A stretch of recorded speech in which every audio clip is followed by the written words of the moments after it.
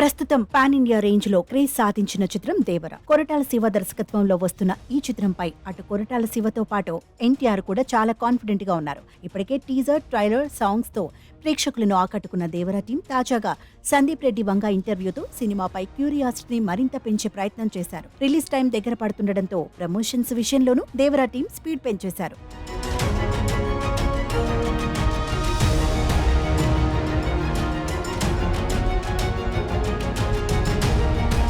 Trailer launch event తో ఇప్పటికే ముంబైలో ప్రమోషన్స్ స్టార్ట్ చేసిన దేవర టీం త్వరలో టాలీవుడ్ లో ఒక పెద్ద ఈవెంట్ ను చేయడానికి రెడీ అవుతున్నారట. ఈ ఈవెంట్ కు టాలీవుడ్ నుంచి మహేష్ తో పాటు త్రిబుల్ ఆర్ టీం ను కూడా భాగస్వామ్యం చేయడానికి దేవర టీం ప్రయత్నాలు చేస్తోంది. మరోవైపు ఎన్టీఆర్ కు ఉన్న భారీ ఫాలోయింగ్ కారణంగా అమెరికా, ఆస్ట్రేలియా, న్యూజిలాండ్, గల్ఫ్ దేశాల్లోనూ రిలీజ్ కి సర్వసన్నాహాలు చేస్తున్నారు. అలాగే ఆస్ట్రేలియాలో D-BOX టెక్నాలజీలో ప్రత్యేకంగా విడుదలవుతున్న మొదటి భారతీయ చిత్రంగా దేవర నిలవనుందని సమాచారం. దీంతో ఓవర్సీస్ లో అడ్వాన్స్ బుకింగ్స్ కూడా తారాస్థాయిలో ఉన్నాయి. ఒక్క ఓవర్సీస్ లోనే దాదాపు 40,000కు పైగా టికెట్స్ అమ్ముడిపోయాయంటే ఎన్టీఆర్ క్రేజ్ ఏ రేంజ్ లో పెరిగిందో ఊహించుకోవచ్చు.